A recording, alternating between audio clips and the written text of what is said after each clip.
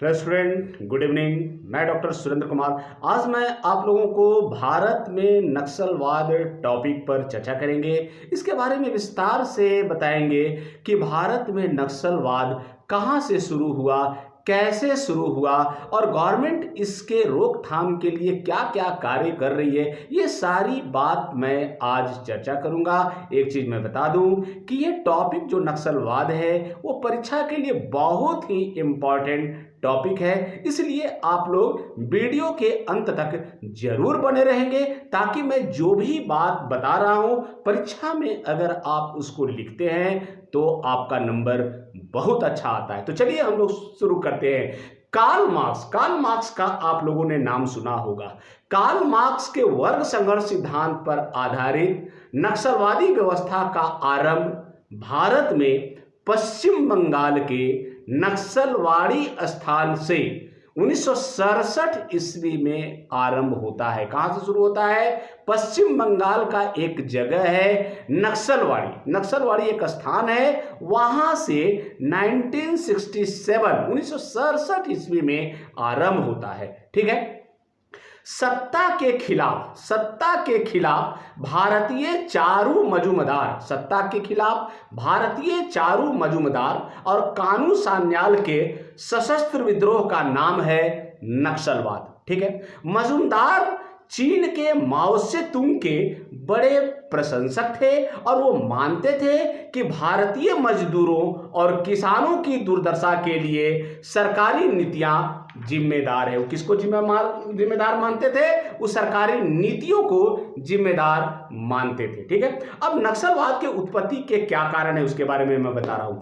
मानव और पशु में सबसे बड़ा अंतर यह है कि मानव के पास सोचने की शक्ति होती है, अपने विचारों को व्यक्त कर अपनी भावना को जग जाहिर करने की क्षमता उसे पशुओं से भिन्न बनाता है। सृष्टि की उत्पत्ति के साथ ही बुजुर्गा वर्ग द्वारा सर्वहारा वर्ग का शोषण आरंभ हो गया और शोषण का यह अंतहीन सिलसिला आज भी कायम है। भारत में स्वतंत्रता के पश्चात समाजवादी विचारधारा का काफी तीव्र गति से विकास हुआ और इसके साथ ही वर्ग संघर्ष पूरे भारत में शुरू हो गया। ठीक है। स्वतंत्रता प्राप्ति के पश्चात भी सामंतवाद भारत में लंबे समय तक कायम रहा और सामंतवादी व्यवस्था के पोषक लोगों द्वारा सबसे अधिक प्रताड़ना उन्हीं लोगों को दी गई जो सामाजिक सोपान के सबसे निचले पायदान पर थे। ठीक है। प्रसिद्ध कम्युनिस्ट चीनी नेता माओ का मानना था, माओ से तुंग का मानना था कि राजनीतिक सत्ता बंदूक की नली से निकलती है। उसने क्या कहा कि राजनीतिक सत्ता बंदूक की नली से निकलती है। फिर उसने कहा कि राजनीति रक्तपात रहित एक युद्ध है और युद्ध रक्तपात युक्त एक राजनीति है। ठीक है। माओ के उपरोक्त दोनों सिद्धांतों नक्सलवादी नेताओं के लिए आदर्श साबित हुआ। ठीक है। अब ये कहां से शुरू होता है? तो सामाजिक असमानता के गर्भ से उत्पन्न नक्सलवादी आंदोलन के प्रमुख अगुआ कानू सान्याल ने अपनी report on presentation movement in Terai region में लिखा कि किसानों ने संघर्ष किया है क्रांतिकारी राजतंत्र के सशस्त्र हमलों के खिलाफ। उनके इस युक्ति से स्पष्ट है कि यह आंदोलन मुख्यतः किसानों द्वारा सामंतवाद के खिलाफ किया गया आंदोलन है, जिसमें मुख्यतः भूमिहीन किसान, मजदूर, आदिवासी, दलित एवं ऐसे असंख्य शोषित, पीड़ित एवं उपेक्षित लोग शामिल हैं जिन्होंने अन्याय को सहने से इनकार कर दिया एवं अहिंसा के रास्ते पर परित्याग कर हिंसा का सहारा लेना आरंभ कर दिया। ठीक है। नक्सलवाद आंदोलन के व्यापक 4 बिंदु हैं। कितने बिंदु हैं? 4 बिंदु हैं। पहला क्या है? पहला है जल जंगल और जीवन। पहला है जल, जंगल और जीवन। दूसरा है आदिवासी एवं पिछड़े इलाकों में विकासात्मक कार्यों का अभाव। तीसरा है प्रशासनिक असफलता और चौथा है सामाजिक तिरस्कार एवं उपेक्षा। ठीक है, नक्सलवादी आंदोलन के इतिहास का आकलन करने के पश्चात नक्सलवादी आंदोलनों को मुख्यतः 3 चरणों में विभाजित किया जा सकता है। पहला चरण इसका जो काल अवधि है 1967 से 1980 तक मानी जाती है। 1967 से लेके 1980 तक मानी जाती है। यह शुरुआती दौर या जब नक्सलवाद को व्यवस्था के विद्रोह के रूप में एक बुद्धिजीवी आंदोलन के रूप में देखा गया और यह चरण आदर्शवादी एवं वैचारिक आंदोलनों का चरण माना जाता है। ठीक है, दूसरा चरण जो था इसका काल जो है वो 1980 से लेकर 2004 तक मानी जाती है। इस अवधि में नक्सलियों ने सशस्त्र बलों पर हमले आरंभ कर दिए और इसी चरण में नक्सली आंदोलन का सीमा विस्तार सर्वाधिक हुआ। इसी समय नक्सलियों का काफी विस्तार हुआ और पूरे भारत में लाल गलियारे का निर्माण होने लगा, जो पश्चिम बंगाल से होते हुए बिहार, झारखंड, उड़ीसा, छत्तीसगढ़, मध्य प्रदेश, उत्तर प्रदेश और महाराष्ट्र तक पहुंच गया। ठीक है, गोरिल्ला युद्ध में माहिर नक्सलियों द्वारा छत्तीसगढ़, झारखंड एवं उड़ीसा आदि के जंगलों में घात लगाकर सशस्त्र बलों पर हमले आरंभ हो गए। ठीक है, और तीसरा चरण जो है, तीसरे चरण की शुरुआत 2004 से मानी जाती है। तीसरा कब माना जाता है? 2004 से मानी जाती है, जो वर्तमान समय तक जारी है। 2004 के बाद नक्सलवादी आंदोलन अपने मूल उद्देश्य से भटक गया, ऐसा कहें तो अतिशयोक्ति नहीं होगी। सन 2004 में People's War Group and MCCE के एकीकरण के पश्चात एक नई पार्टी का गठन किया गया, जिसे भारत की कम्युनिस्ट पार्टी अर्थात माओवादी का नाम दिया गया। 25 मई 2013 के छत्तीसगढ़ के सुकमा जिले के जंगलों में हमले हुए और इस हमले में सलमा जुडूम के प्रवर्तक महेंद्र कर्मा एवं छत्तीसगढ़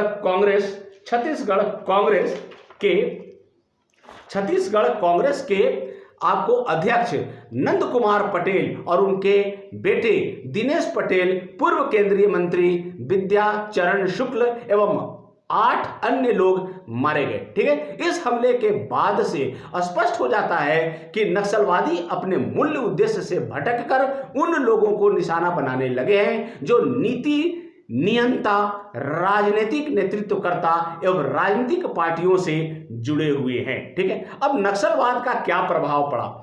तो नक्सलवाद का सर्वाधिक प्रभाव देश के 8 बड़े राज्यों में देखा जा सकता है।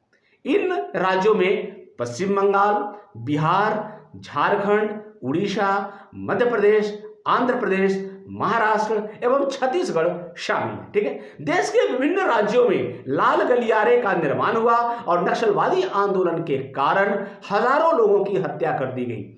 देश में अरबों रुपए की संपत्ति बर्बाद कर दी गई। ठीक है, नक्सलवाद के प्रभाव को निम्न रूपों में हम देख सकते हैं, जैसे आंतरिक अशांति, कानून व्यवस्था की समस्या, अलगाववादी तत्वों का प्रोत्साहन, समानांतर सरकार का गठन, सशस्त्र विद्रोह का भय, जान माल की व्यापक हानि, वर्गीय भेदभाव को बढ़ावा, सशस्त्रों की अवैध खरीद फरोख्त, अहिंसक गतिविधियों में वृद्धि और आर्थिक नुकसान शामिल है। तो अब इसका समाधान कैसे है?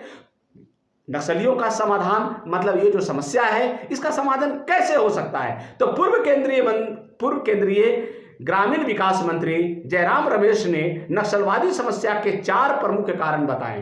पहला जो है, समाज के एक बड़े तबके का मुख्य धारा से कटे रहना। पहला क्या बताया उन्होंने कि समाज के एक बड़े तबके का मुख्य धारा से कटे रहना है। दूसरा है एक वर्ग विशेष का दबे कुचले रहना। तीसरा है अधिकारों से वंचित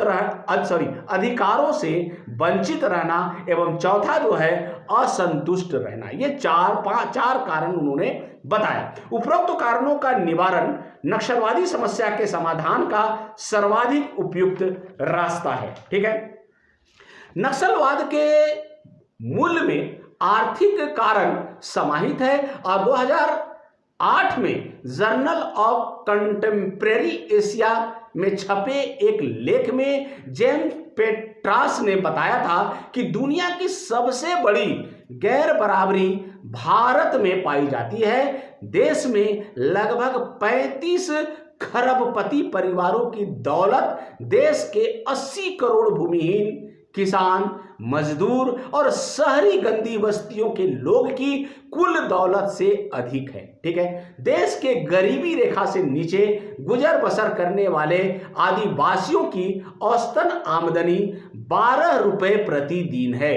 असमानता की इतनी बड़ी खाई को पाटे बगैर नक्सली समस्या का अस्थायी समाधान कतई संभव नहीं है। ठीक है, अब सरकारी प्रयास क्या किए गए, नक्सलियों के लिए सरकारी प्रयास क्या किए गए? तो भारत सरकार द्वारा नक्सली समस्या के समाधान की दिशा में अनेक प्रमुख कदम उठाए गए, जिनमें दंड के प्रावधान के साथ साथ सुधारात्मक पहलू पर भी ध्यान दिया गया। अनेक जन कल्याणकारी कदम उठाए गए, जिनमें पहला जो है नक्सल प्रभावी क्षेत्र में बुनियादी ढांचे, कौशल विकास, शिक्षा, ऊर्जा के क्षेत्र में व्यापक विकास और डिजिटल कनेक्टिविटी के विस्तार पर कार्य। और उसके बाद 2013 में रोशनी नामक विशेष पहल की सुविधा और शुरुआत, और उसके बाद 2017 में केंद्र सरकार द्वारा 8 सूत्रीय समाधान नाम की एक कार्य योजना की शुरुआत समाधान का। ठीक है, भारत सरकार के गृह मंत्रालय द्वारा नक्सली समस्या के समाधान के लिए एक नई पहल की गई, जिसे समाधान नाम दिया गया। समाधान का स्पेलिंग SAMADHAN। ये सारा को वर्ड को डिफाइन किया गया, जैसे एस से स्मार्ट लीडरशिप। एस का मतलब क्या हुआ, स्मार्ट लीडरशिप, असल अर्थात कुशल नेतृत्व। ए का मतलब एग्रेसिव एंड स्ट्रेटेजी, मतलब आक्रामक रणनीति। उसके बाद एम का मतलब हो गया मोटिवेशन एंड ट्रेनिंग, अभिप्रेरणा एवं प्रशिक्षण। ए का मतलब हो गया एक्शनेबल इंटेलिजेंस, अभियोजन, गुप्तचर व्यवस्था। और डी का मतलब हो गया डैशबोर्ड बेस्ड की परफॉर्मेंस इंडिकेटर एंड की रिजल्ट एरिया, मतलब कार्य योजना आधारित प्रदर्शन सूचकांक एवं परिणामोन्मुखी क्षेत्र। ठीक है, एच का मतलब हो गया हार्नेसिंग टेक्नोलॉजी, मतलब कारगर प्रौद्योगिकी। उसके बाद ए का मतलब हो गया action plan for each thread, action plan for each thread, प्रत्येक रणनीति की कार्य योजना। और एन का मतलब हो गया नो एक्सेस टू फाइनेंसिंग, मतलब नक्सलियों के वित्त पोषण को विफल करने की रणनीति। ये है आपका समाधान। ठीक है, इसमें कोई संदेह नहीं है कि नक्सलवाद देश के लिए एक गंभीर चुनौती है और समस्या के समाधान के लिए सरकारी स्तर पर वर्षों से प्रयास जारी है। अनेक नीतियां बनाई गई, किंतु उन नीतियों का कार्यान्वयन उचित ढंग से आज तक नहीं हो पाया है। अतः आवश्यकता इस बात की है नक्सलवाद के मूल में जाकर समस्या के समाधान के लिए समुचित प्रयास किए जाए और गुमराह व्यक्तियों के लिए पुनर्वास की उचित व्यवस्था की जाए। ठीक है, भूमि सुधार कार्यक्रम लागू कर समस्या का अस्थायी समाधान किया जा सकता है। ठीक है, नक्सलवाद देश की आंतरिक समस्या है, अतः इसका समाधान भी देश में ही संभव है और सरकारी प्रयास के साथ साथ आमजन का भी यह दायित्व बनता है कि नक्सली समस्या के समाधान की दिशा में महत्वपूर्ण भूमिका निभाए। ठीक है, नक्सली गतिविधियों में संलिप्त लोगों को समाज की मुख्य धारा से जोड़कर समस्या का समाधान संभव है। यहाँ एक बात सर्वाधिक महत्वपूर्ण है कि देश में व्याप्त असमानता की खाई को पाट कर इस गंभीर समस्या का निदान किया जा सकता है। अब हम निष्कर्ष पर पहुंचते हैं। तो निष्कर्ष के तौर पर हम कह सकते हैं कि नक्सलियों को पनपने एवं पोषण देने में जिन तत्वों की भूमिका सर्वाधिक महत्वपूर्ण है उनमें गरीबी, बेरोजगारी, प्रशासनिक भ्रष्टाचार, एक बड़े वर्ग के समुचित विकास का अभाव, विस्थापन की समस्या आदि प्रमुख कारण है। इसमें कतई संदेह नहीं है कि नक्सलवाद देश के समक्ष एक गंभीर चुनौती है। 1967 ईस्वी से आरंभ हुए नक्सलवादी आंदोलन अपने आरंभिक काल से 53 वर्षों की यात्रा पूरी कर चुकी है और इस अवधि में भी न तो नक्सलवाद का प्रयोजन पूरा हो सका और न ही इसका समाधान हो सका है। सॉरी, 53 की जगह आपको मैं 60 बोल रहा हूं, ठीक है। भूमिहीन किसानों, मजदूरों का सामंतों के विरुद्ध प्रारंभ किए गए आंदोलन आज सरकार एवं सुरक्षा बलों के विरुद्ध आंदोलन बनकर रह गया है। नक्सलियों द्वारा समानांतर सरकार का गठन यह बताने के लिए पर्याप्त है कि नक्सलियों का संविधान से विश्वास उठ सा गया है। यह देश के लिए गंभीर समस्या है। आवश्यकता इस बात की है कि नक्सली गतिविधि में संलिप्त लोग एवं सरकारी महकमा आमने सामने बैठकर समस्या का अस्थायी समाधान निकाले और यही वक्त की मांग है। सशक्त भारत की परिकल्पना को साकार रूप देने के लिए यह आवश्यक है। आवश्यकता इस बात की है कि सरकारी नीतियां इस ढंग से बनाई जाए जिससे आम जन को लाभ पहुंच सके। गरीबी अमीरी की खाई को पाटकर उन असंख्य लोगों को समाज की मुख्य धारा में शामिल होने का अवसर प्रदान कर नक्सलवाद का समाधान किया जा सकता है। तो आज मैंने आप लोगों के भारत में नक्सलवाद के बारे में बहुत ही विस्तार पूर्वक बताया है और मुझे आशा है, पूर्ण विश्वास है कि आपको ये टॉपिक बहुत अच्छा लगा होगा और आप इसको बहुत अच्छे ढंग से समझ गए होंगे। परीक्षा में ये क्वेश्चन आता है तो इसको आप इस तरह से लिखेंगे तो आपका रिजल्ट बहुत अच्छा आएगा। एक चीज मैं आपको बता दूं कि मेरे YouTube चैनल पर इससे संबंधित बहुत सारे लेक्चर आपको उपलब्ध है, बहुत सारे टॉपिक से संबंधित लेक्चर उपलब्ध है, आप वहां जाकर देख सकते हैं। थैंक यू, धन्यवाद।